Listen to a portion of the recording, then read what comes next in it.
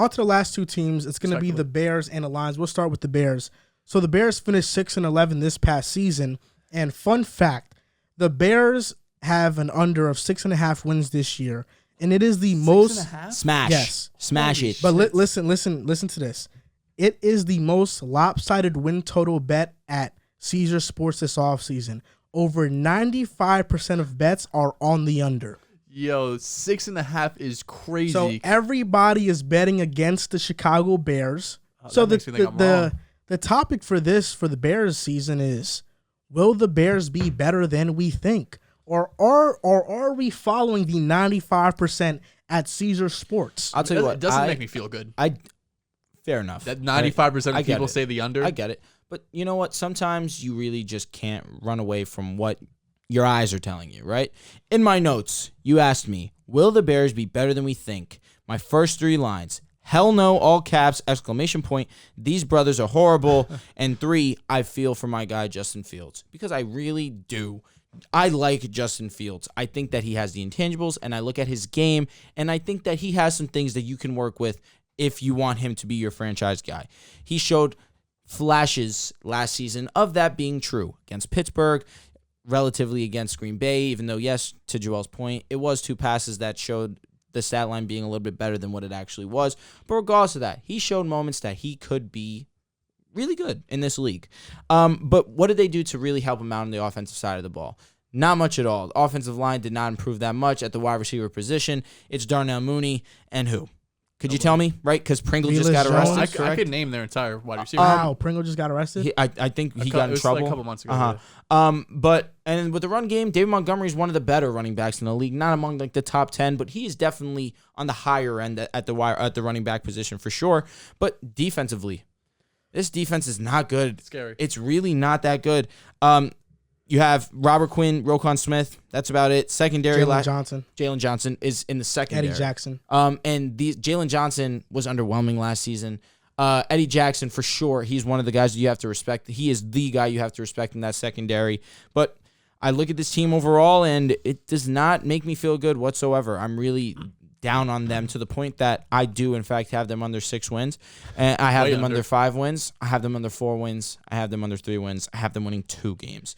And I'll read you the games that I have them winning. Forget about the losses. Let's just go through the schedule. And let's all of us? Yeah, you know what I like? Pick. Did I just hit it right on the nail for all of us? Or no, I just want to see, because this is something I would like to post on TikTok, and let's see Bears where fans, the Bears fans are very emphatic. Because I've said it before. I think the Bears are the worst roster in the NFL. I agree. I had them ranked 32 in my power rankings, and Bears fans went crazy.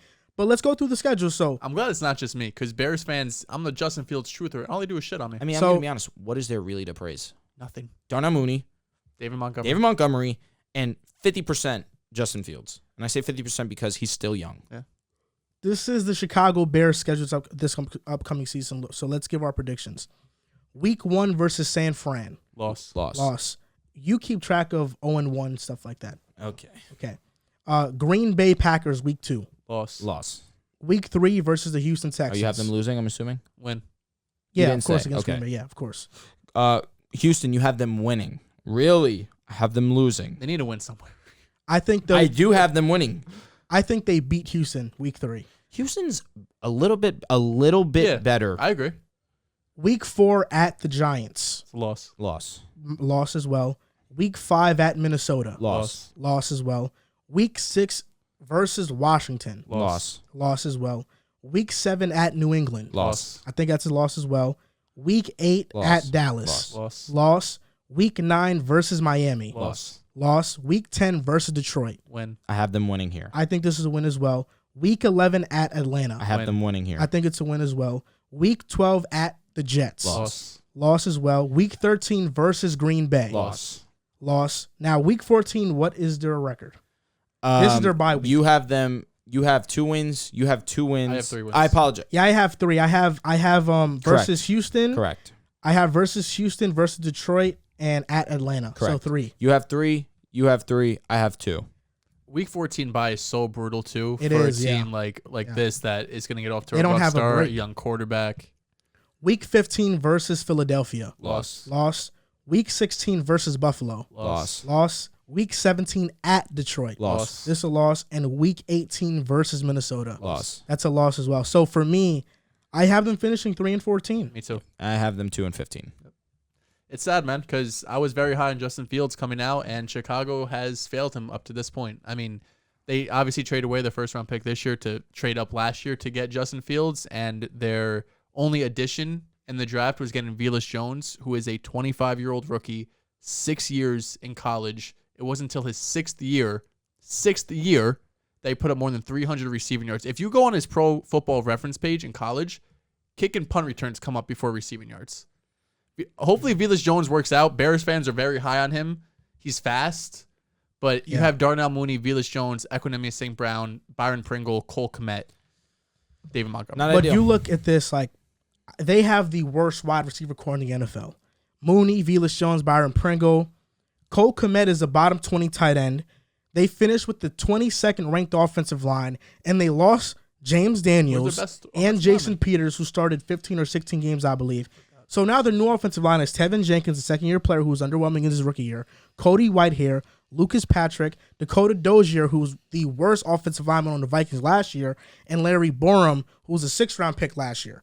So this offensive line could be a bottom 25 offensive line. They were 22nd ranked this past season, and they have a bottom 25 defensive line. Robert Quinn is the only notable name on that defensive line. Everybody else is underwhelming. No doubt. And they did go all in on secondary in the draft by drafting Kyler Gordon out of Washington and Jaquan Brisker. I'm excited for that. But really, their secondary is still not going to be good. So really, their season depends on how big of leap will Justin Fields great take. Is Justin? I don't know if it's a hot take. I think Justin Fields on a different team next year.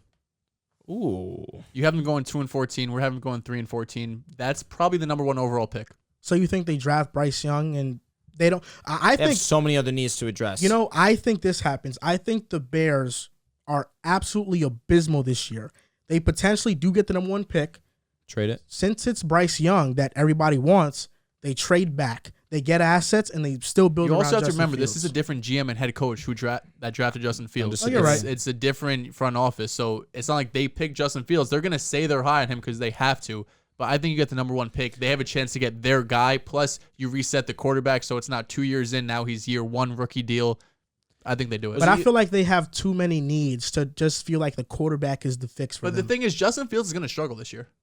He's going to struggle. No, there's a He'll chance, show moments. He'll have a couple good games, but he's going to struggle. And then Bears fans are going to hear it from the media. Are you going to have 2 years of a struggling quarterback when you have a chance to get Bryce Young, who everyone's going to hype up coming out of Alabama or whoever else ends up coming out? Definitely maybe a way CJ better Stroud. prospect out of I mean, college. Justin Fields was a great prospect as well. Not Bryce Young though. Probably now we have to see. Bryce Young has to finish it this year. Bryce Young off platform. Bryce Young's him. He is, but He's him. Go look at Justin Fields at Ohio State. Not disagreeing. Please. I wasn't that high on Justin I know Fields. Justin Fields was a great prospect coming out. But I think they're going to see 2 years of Justin Fields struggling and be able to move off him. Probably get a second round pick, maybe second and a third in return. Sam Darnold got a second round pick, so you probably get something for him. And then take Bryce Young number one, and now your rebuild has started. They'll probably go out, get a receiver, some O-lineman, and now you start the rebuild. But why unfortunately, Justin Fields is kind of screwed. But why not trade back out of that Bryce Young pick and then go draft Jackson? You know what I'm talking about. Ohio State receiver. Oh, JSN? Yeah.